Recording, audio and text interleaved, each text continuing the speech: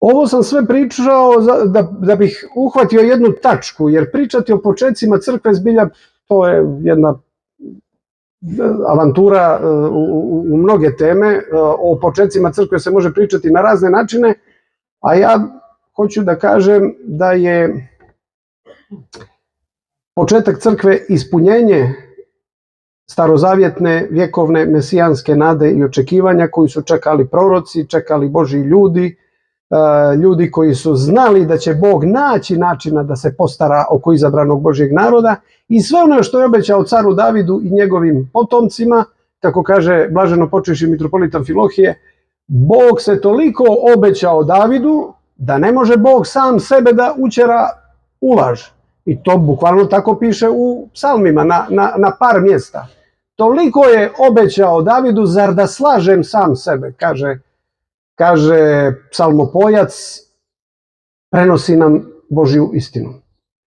Sad, tu bih napravio jednu raskrsnicu, dao bih žmigavac desno, ostavio bih lijevo izabrani Božji narod, Izrael, Jevreje, ne bih o tome sad pričao, ali ima jedno proročanstvo u poslanici Rimljanima od 9. do 11. glave. Pogledajte, pročitajte, ništa ja ovdje ne prorokujem sad.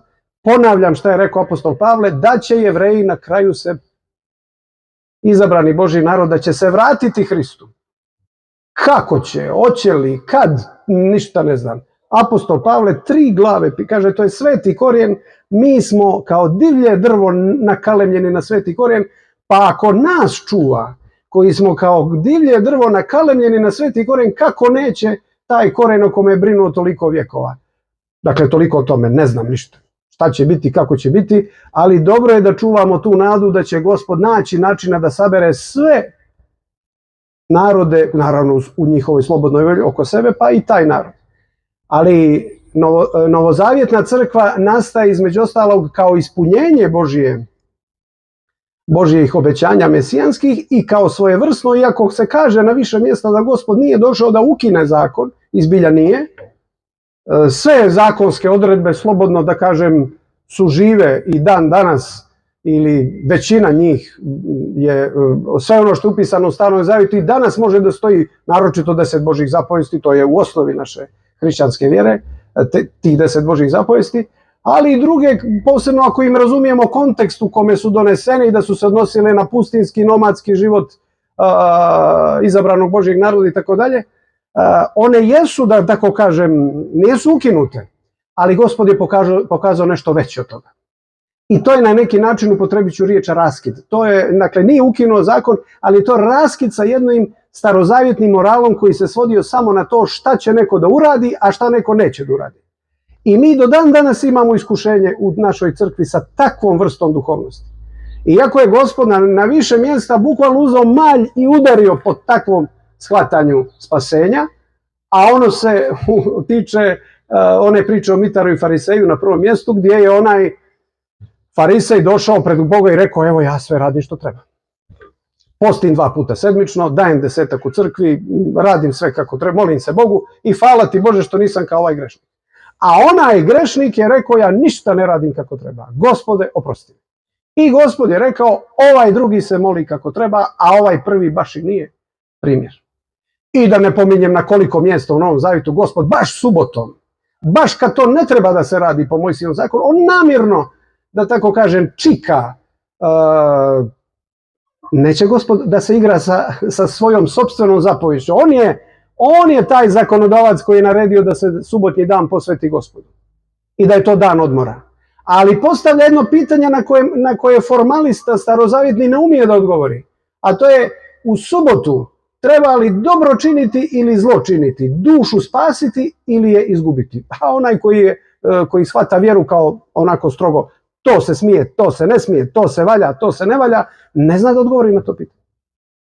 Treba li u subotu zlo činiti ili dobro činiti? I sad, pazite, kakva je to okoštala formalna zakonska vjera, kada oni ne vide slijepoga koji je isjeljen od rođenja slijepi ili onog paralizovanog koji 38 godina bio potpuno nepokretan, oni ne bave se čudom da je taj prohodao, nego pitaju je li urađeno u subotu ili nije.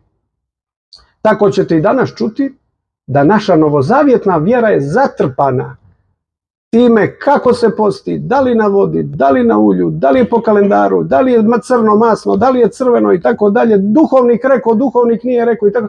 Jedan zakonski pristup koji smo pozvani da prevazilazimo ne zato što ne treba postiti, što ne treba slušati duhovnika, nego i post i molitva i metanija i duhovnik su samo načini kako da zadržimo našu pažnju pred Gospodom, a naše je najvažnije da blagodarimo Bogu na tome što nas je donio u ovaj život, što nam daje život i naše bližnje i što nam je obećao radosti budućega carstva. Dakle, ljubav Božja i blagodat Božja koja je iznad zakona, ovo to ne pričam ja, nego uzmite poslanice apostola Pavla, gotovo sve su posvećene ovoj istini. Da je ljubav i blagodat Božja veća od ispunjavanja zapovijesti. To je naročito važno zbog toga što mi svi znamo, koji smo pokušali da postimo ili da se Bogu molimo ili koji idemo u crkvu, mi svi znamo koliko se poštovanje nekih zakona i propisa može oteti našoj kontroli i pažnji i postati neka duhovna navika. Postati nešto što radimo reda radi. Pa zna da se bude da u crkvi stojimo reda radi.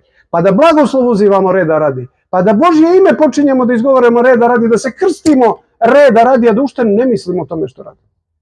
I tako dolazi do paradoksalnih situacija da je Bogu miliji onaj pijanac koji se istaturao iz kafane i rekao Bože oprosti, nego neki pop koji ništa ni mrava nije zgazio, sve radi kako treba, svakome se smješka, svima naziva Boga i tako dalje, ali što kažu, dešava se, nisu fariseji neka čudovišta. Fariseji novozavjetni su pripadnici jednog reda koji je par vjekova prije Hrista bili su branitelji vjere. Bez fariseja, bez književnika, poslije povratka Jevreja iz Vavilonskog ropstva ne si mogao zamisliti jevrejsku zajednicu. Nisu problem fariseji ni književnici što su postojali, problem je njihov formalni, hladni odnos reda radi prema vjeri. I zato Gospod na nekoliko mjesta još u Starom Zavjetu, a u Novom naročito kaže, ne trebaju mi vaše žrtve, ne trebaju mi vaše odrađivanje stvari, ako u vašem srcu nema prave vjere. Dakle, novozavjetna crkva je raskid sa formalizmom i objava istine da ljubav Božja je prije svega. I druga stvar, u Starom Zavjetu je postojao samo jedan hram, Solomonov hram, i samo su se tu smjele prinositi žrtve, a gdje god drugo da su Jevreji živjeli po svijetu, a bilo ih je svuda u tada poznatom svijetu, a to bi vam bilo od današnjega Iraka, dakle Vavilon, preko današnjeg Egipta, dakle Aleksandrija, pa tamo do Španije, Italija, Rim, Grčka i tako dalje. Geograf Strabon, grčki, u prvom vijeku kaže da ne postoji grada ni mjesta u kome nema pripadnika ovoga plemena, mislim na Jevreje. Dakle, oni su imali sinagoge u tim gradovima. Tamo se nije smjela prinositi žrtva. Strogo po jevrejskom obrednom pravu, zakonu, samo na jednom mjestu se smjela prinositi žrtva i samo se tu Bog slavio na pravi način. Do kraja, u potpunosti. Šta donosi Novi Zavjet? Nema više, čak, pazite sad ovo, čak ni grob Gospodnji u Jerusalimu, kao mjesto služenja svete liturgije, nije veći od ovog vašeg hrama, kad se služi sveta liturgija. Ista svetinja, ništa putir koji izlazi iz groba Gospodnjega nije veći od putira koji izlazi sa vaših dveri ovdje u Inđiji. Naravno, blagoslov da se pođe na grob Gospodnji. Duhovni darovi koje dobijamo tim samim stremljenjem da odemo na to sveto mjesto, da vidimo svojim očima i da se to je nešto drugo. O tome bi mogli 5 drugih predavanja da napravimo. Ali je Novi Zavjet doveo da više nema jedne centrale, a ovo drugo je sve dijaspora. Nego gdje god se služi liturgija, tu je centrala. Ovdje, na Aljasci, u Argentini, na Vladivostoku, u Japanu, na dnu Afrike, gdje god se služi sveta liturgija, tu je centrala. Tu se obnavlja tajna večera koju je Gospod ustanovio sa apostolima, ali nije to nikakvo iđenje unazad.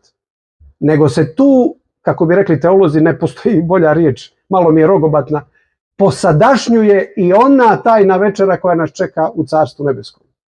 I zato imamo veliki problem kad pričamo o dijaspori pravoslavnoj danas, jer na jedan način može da se govori o dijaspori nekog naroda, može da se govori o kulturnoj, jezičkoj dijaspori, o tome da se recimo Srbi u Americi imaju potrebu da imaju svoja folklorna društva i da tamo gaje, uče srpski jezik i tako dalje. Ali gdje god se služi sveta liturgija, tu je centar. A takvih centara je bezbroj. To je novo. To je novo.